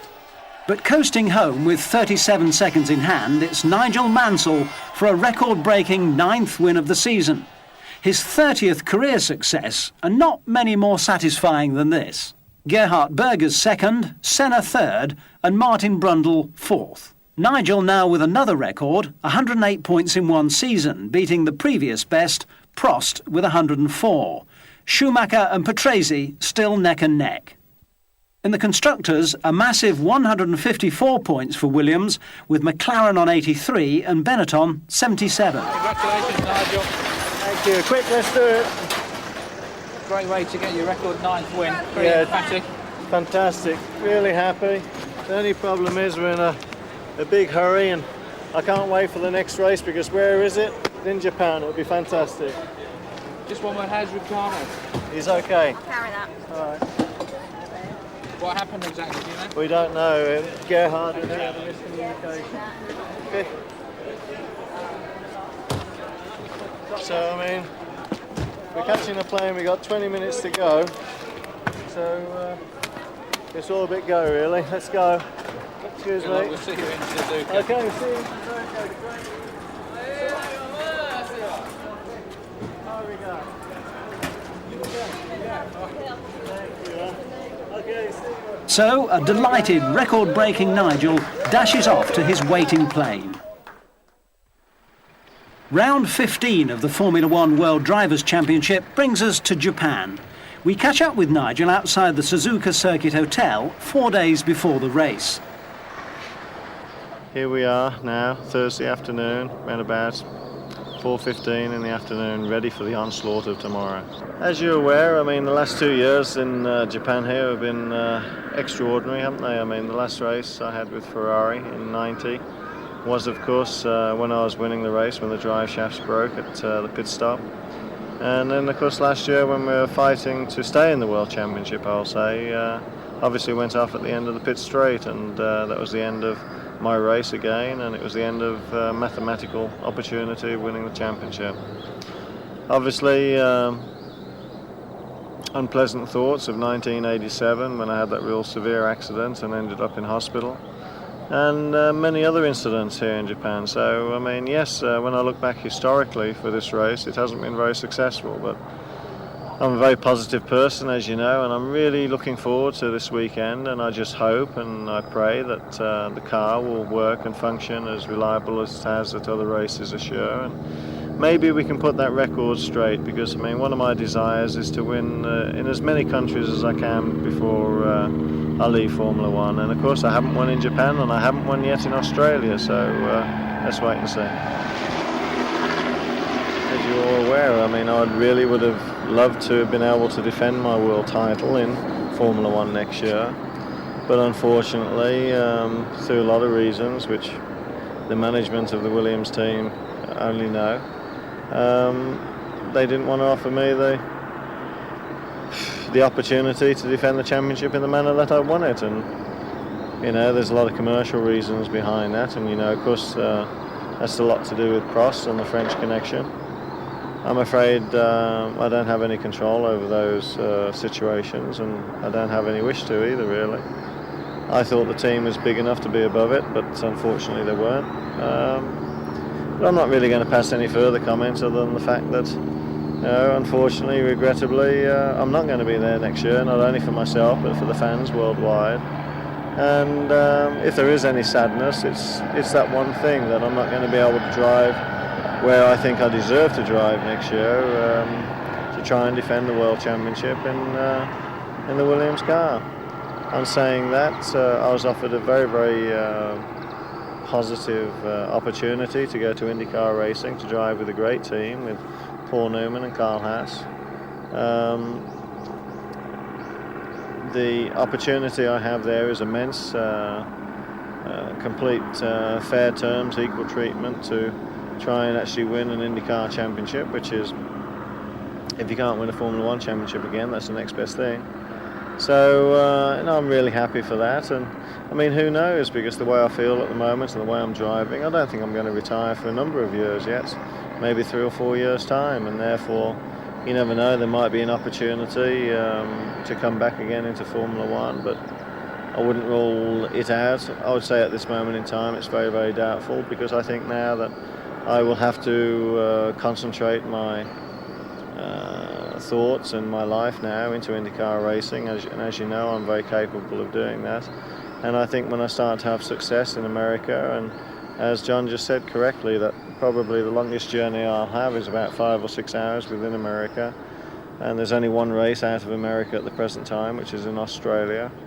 And therefore, I'll be able to have a much better home life. And I think the quality of life, as we call it, will be very much improved.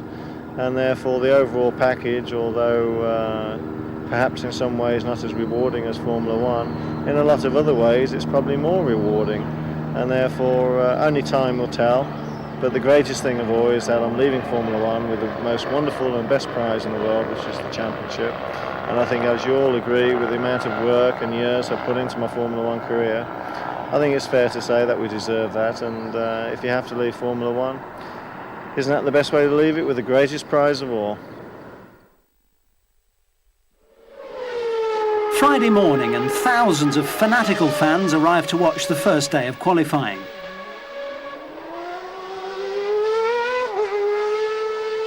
On the high-speed circuit, one driver is nearly a second ahead of the opposition. I'm sitting in the garden here at Suzuka Circuit Hotel. The time now is 3:30 in the afternoon, and clouds are coming over. Provisional practice today and provisional pole. I'm very pleased to say to you that I did a 1 minute 37.3 seconds, which is the quickest time of the day, and the next time was 1:38.2. Which was my teammate, and then Ayrton Senna was very, very rapid behind with the latest Honda qualifying engine with a 1:38.3. So very, very pleased with that, because the forecast tomorrow, as you're aware, is going to be raining, or I hope it is. Please all pray tonight for rain tomorrow so I can have an easy time. Japan has given the world karaoke too, and here at the Suzuka Circuit Hotel there are even karaoke cabins where you can organise your own private singing parties. All circuits have their landmarks, and the Ferris wheel at Suzuka is the obvious candidate.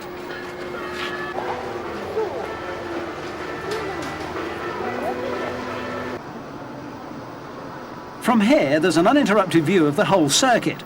Quite a unique experience, and well worth the 500 yen. The only pity is that it's constantly in motion, so there's no chance to linger at the top and absorb the views across the river to Suzuka. Sunset behind the mountains is impressive too. Some supporters sleep out all night here. They, at least, will be hoping for a dry day tomorrow.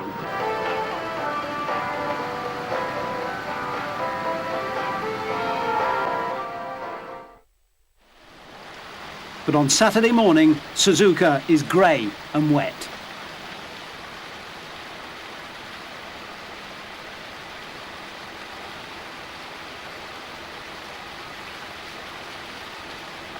The umbrellas tell their own sorry tale. Second qualifying is a complete washout. Only 12 drivers ventured out, and the misery of a day's sport lost is etched on most faces. Still, you can take a ride around Suzuka with Nigel Mansell. Okay, well, here we are. Good afternoon to you, and we're going to take you on a quick lap of the Suzuka circuit.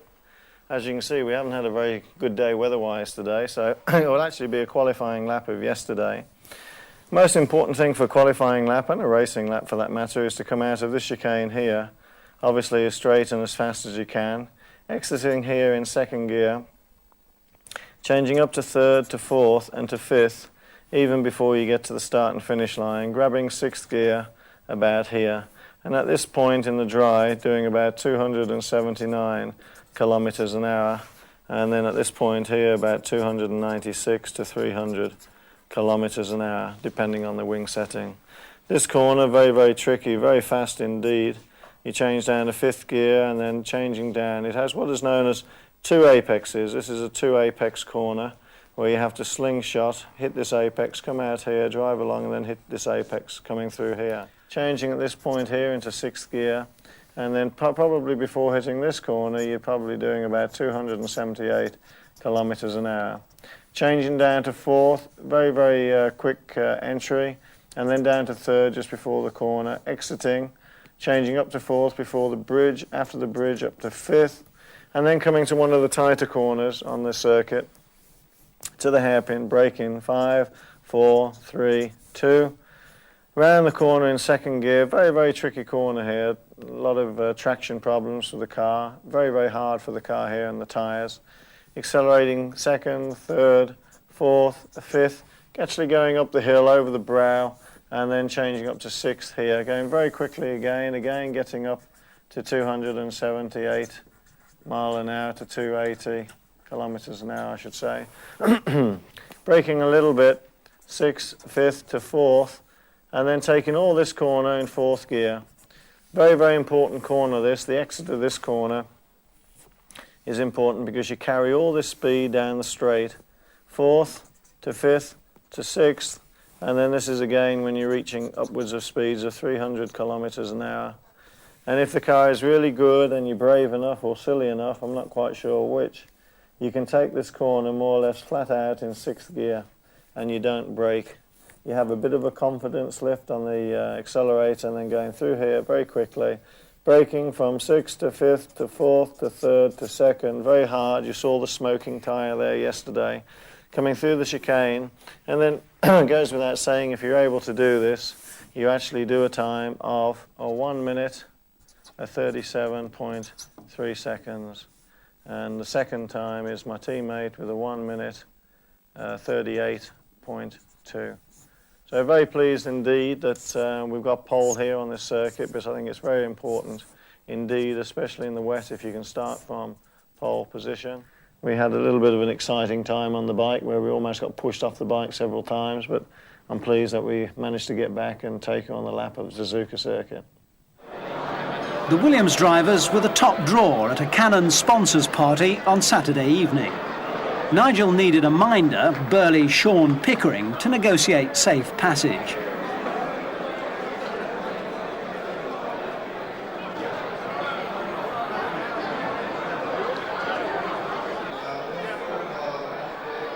A 100-year-old antique clock was presented to Nigel by Fuji Television.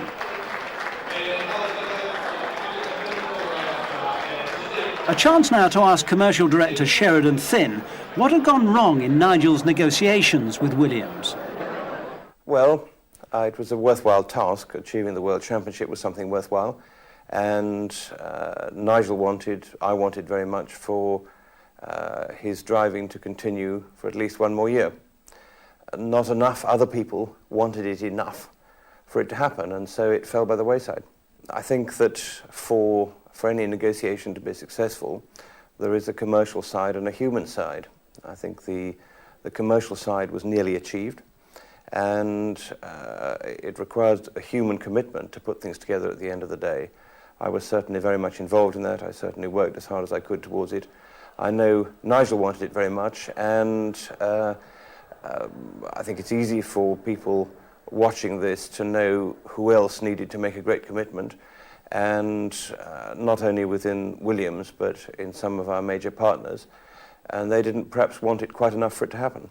I think it's difficult to apportion blame. I think the other drivers were less involved than some of the media have suggested, and I'm not sure anybody deliberately tried to prevent it happening. It required huge efforts of will for a lot of people. It required similar efforts in 1990, 2 years ago, when Nigel had retired, to get everything together for him to come into the team, and on that occasion we managed to achieve it. But nobody was trying to stop it happening, I don't think, on this occasion. There just wasn't enough push behind it, enough commitment in one or two places to achieve something which Nigel wanted, and I certainly wanted personally, very much indeed. At the end of the day, there was clearly sufficient money. It was commitment and will, and perhaps an extra dash of humanity that was needed to make it happen. It's been a period of tremendous satisfaction for me, because I'd always believed in his abilities, really ever since he drove for us in 1985. Not only from the talent point of view, but because of the effort that he puts into everything that he does.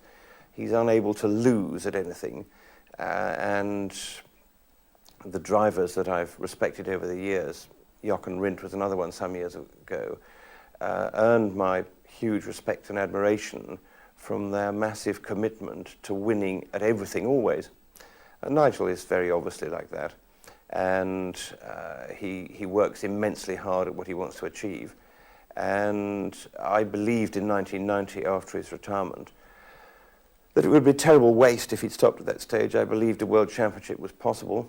My family, who were very much associated with what I do, also believed a world championship was possible. So I had, like Nigel has, a lot of support from my family in the very tough period in 1990 when we had to try to persuade him to return.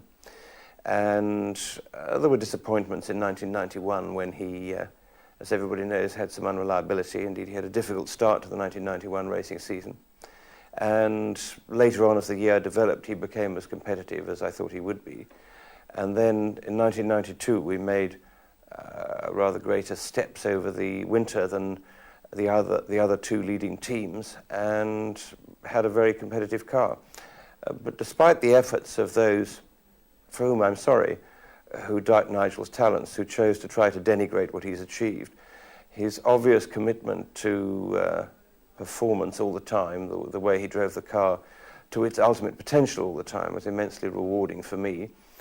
I know he found the pressure of part of this year extremely difficult, but to achieve something or to see someone achieving something which they've been working for so long is very satisfying and rewarding, and to feel that in a small way one's helping has been a huge area of personal satisfaction for me, and I don't regret anything that's happened in the last couple of years, because very tiring and demanding though it's been hugely satisfying, and sometimes, as I think you know, a lot of fun as well. Yes, it seems the party's over for Nigel.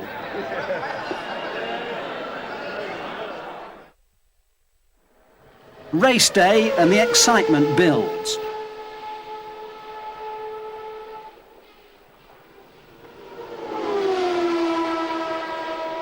How will the Williams drivers fare in Honda's backyard?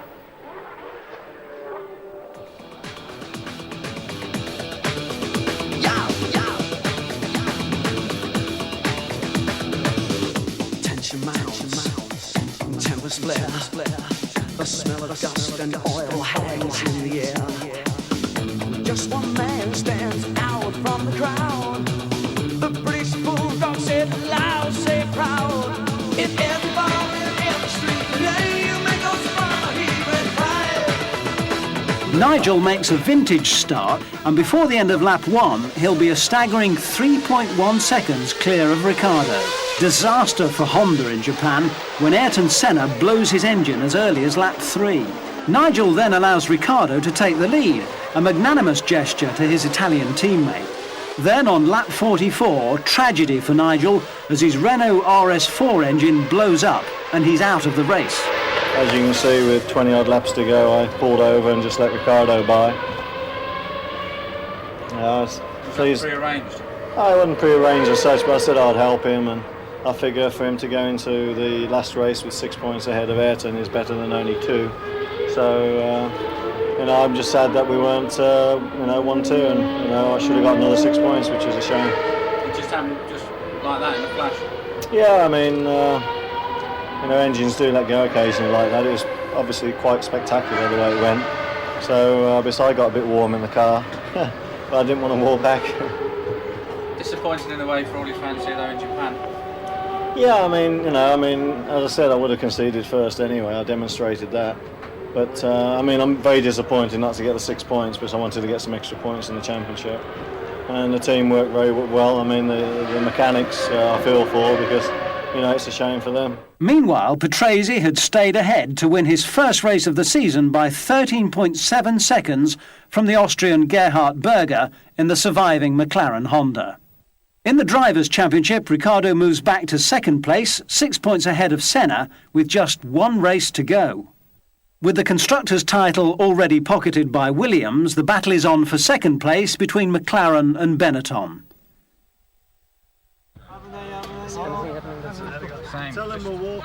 Now Nigel has one more time to run the gauntlet of well-meaning, if overzealous, Japanese supporters.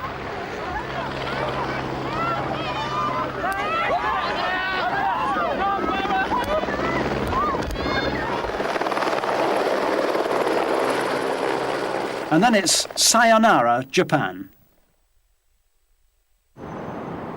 6 years after the spectacular blowout that robbed him of the 1986 title, Nigel Mansell returns to Adelaide as the new world champion of Formula One.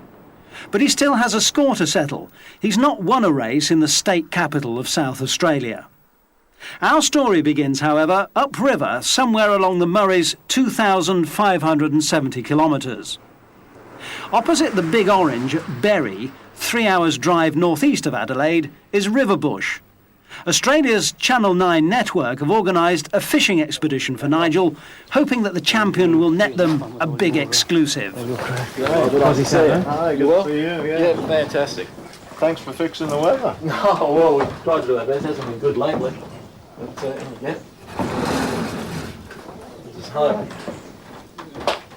God, just like being at home. Nigel's race mechanic, David Brown, is along for the ride as well.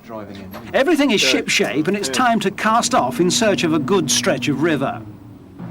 The rains have put the river in flood and the fast current soon becomes a problem.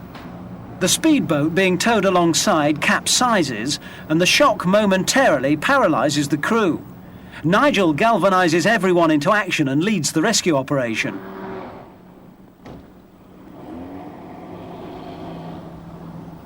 He finally connects with a boat hook, but it snaps.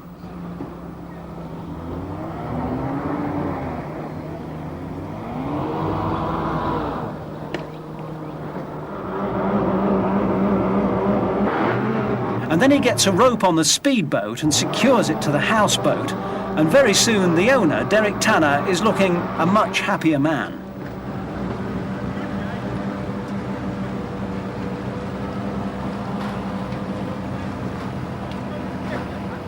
Nearly there now, and Nigel seems in command of the sportscraft and the tricky task of landing the speedboat again.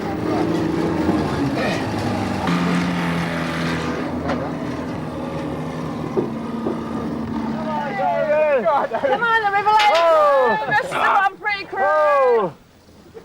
Come on, hop! Hop! After a good old heave-ho, the boat is finally back on dry land. Nigel is the first hand to the pump in bailing her out, and he's quite useful with the saucepan.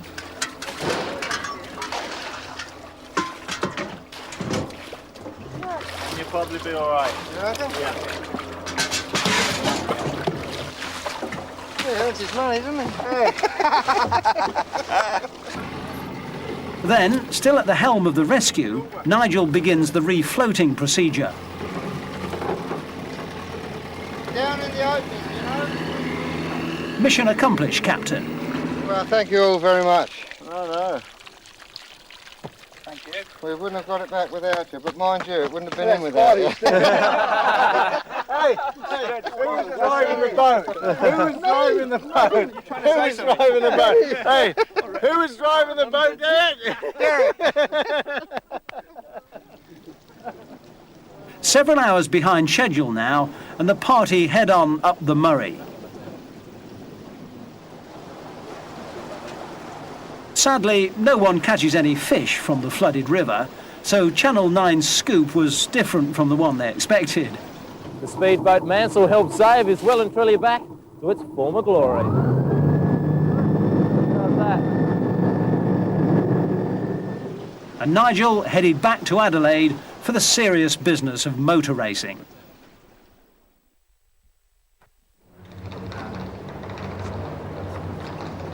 Oh, good morning, John, Sally. Well, hello and welcome to Australia again, but here we are on a work morning, Friday. We're just starting the day and it's just coming up 8 o'clock. Nice thing is, and the first time in about 3 years, that we've got a super day for the first day of qualifying. What do I expect for the first day? I mean, basically, the track, as per normal with a street circuit, is going to be very dirty, very filthy. We're going to basically go for provisional pole, but if we have a fine day tomorrow, provisional pole is usually bettered by 1.5 to 2 seconds a lap. So it is very, very much a provisional pole today. How do I feel? My last race in Formula One at the moment. a little sad, not too motivated at this moment in time, but I guess when I wake up the motivation will come, and especially when I get in the car. So we'll catch up with you a little bit later. I dare say it'll probably be on the golf course at Royal Adelaide at about 3:30, and we'll have a post-mortem on what's happened then. Thank you. All right.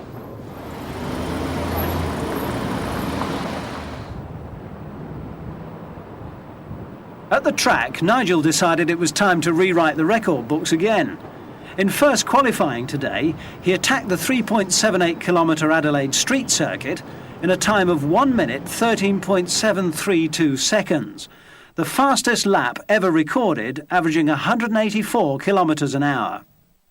Close behind, Ayrton Senna with 1 minute 14.2 seconds, followed by Patrese, Berger, Schumacher and Jean Alesi. Nigel then unwinds at the Royal Adelaide Golf Club. See, in your mind, when you swing the club, a lot of things go through your mind in a split second, don't it? I'm very pleased to tell you that we have provisional pole yet again. I feel a little bit lucky though, because we did have some problems with the engine on the last run. A couple of the trumpets actually jumped out from the top of the engine and was jumping around in the intake, and I probably lost about 30 horsepower.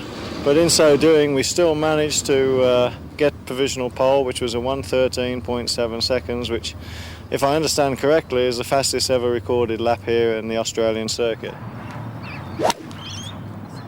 So, at the end of a hard day, things look rosy for the world champion.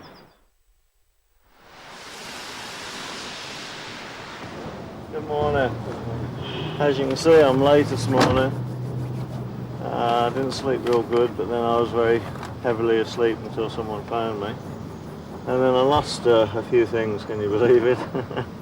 Sounds crazy, but I couldn't get dressed very quickly this morning. Saturday, final day of qualifying. Looks to be a nice day, a little bit windy, but hopefully we'll find a little bit more speed out of the car. Very important. I'd really love to start the last race on pole position, and that's what I'm going to go for today. A lot of homework's got to be done. We'll literally have to see what is in the lap of the gods today, and we'll certainly see you here this afternoon with my family, where we can have a further chat, and you'll see a much more relaxed, calmer Nigel Mansell. If I can remember the way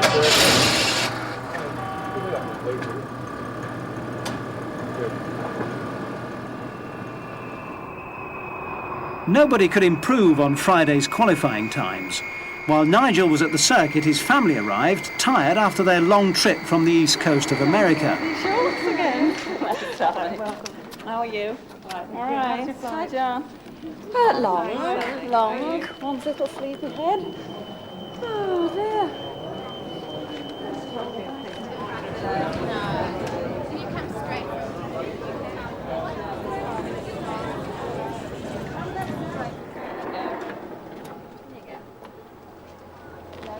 Just get in for the moment.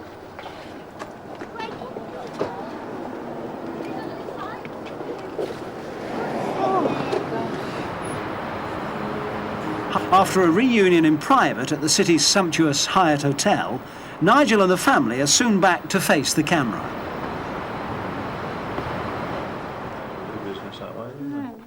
Who's this, sorry? Anne. To Anne. With an E, A-double-N-E.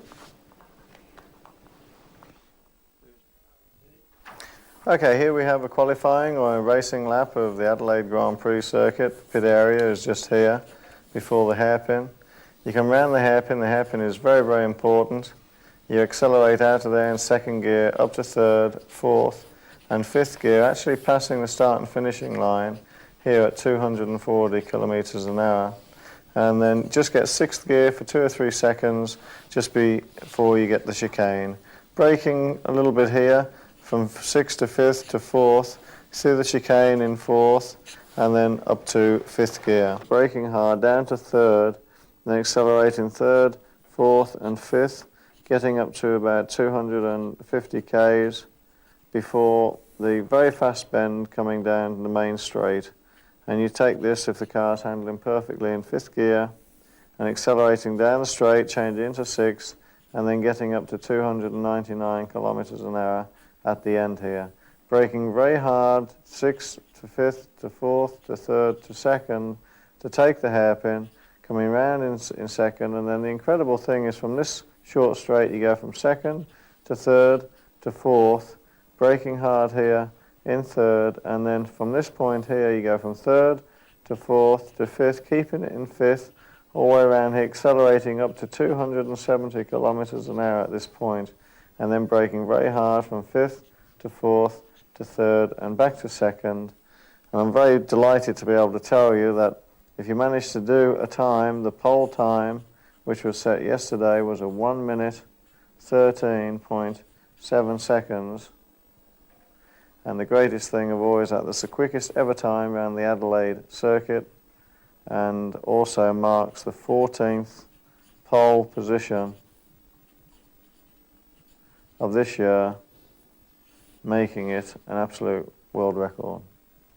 The children then join in the TV spirit. What do you do best? Soccer. So you're going to be a soccer player when you grow up? Maybe. Greg, what are you going to be when you grow up? Or what do you want to be when you grow up? What do you think, Greg? What's he going to be? Come on, got to talk. Footballer. A footballer. Goodness me. And Chloe Mansell, what are you going to be when you're a young lady? I haven't decided yet. You haven't decided yet? I mean, you're not going to get married and No. marry a very rich man? No. No. Leo probably marry. Well, I think you're all doing tremendously well, considering you've just flown in from America. I think it's tremendous, and you're on television now as well. Sundown and an uncertain sky for tomorrow's race.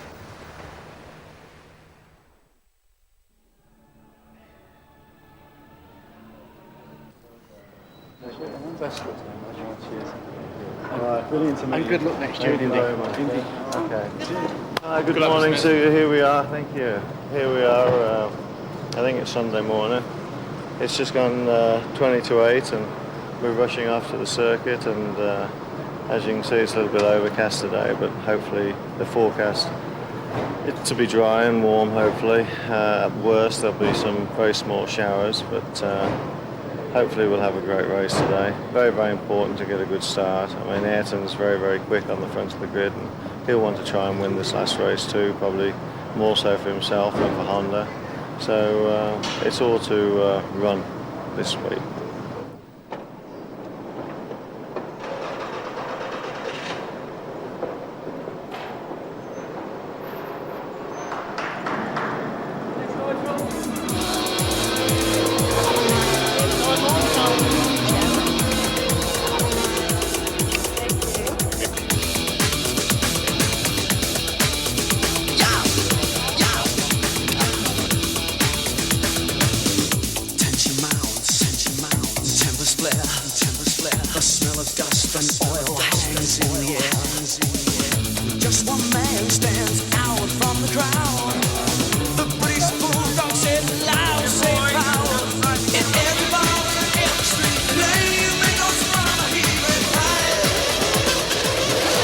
After a clean start by all the front runners, Senna was immediately challenging Nigel for the lead. The Brazilian was clearly fired up, and his first overtaking manoeuvre almost sent him off the track. On lap 19, Senna tried again, but a grave misjudgment sent him into the back of Nigel, putting them both out of the race. With Prix's retirement 30 laps later, it was left to Berger and Schumacher to battle it out to the flag. Confirmation of the race result, Berger first, but only just from Schumacher, Martin Brundle, Jean Alesi, Thierry Boutsen and Stefano Modena. After 16 rounds of the Formula One Championship, Nigel Mansell is champion with 108 points from Prix, and the young, tenacious Michael Schumacher third in his first full season. Williams Renault are the constructors' champions from McLaren Honda, and Benetton equal Lotus's 1963 record of scoring points in every race. Oh, Nigel, an eventful race one way or another. What happened from your point of view? Well, it was a wonderful race. It was a great race, and I mean, for a number of laps, Ayrton was pushing very hard, and he had what I call a kamikaze, which is quite good for this program, overtaking manoeuvre down the main straight and almost went straight on into the wall himself, and then I took him back.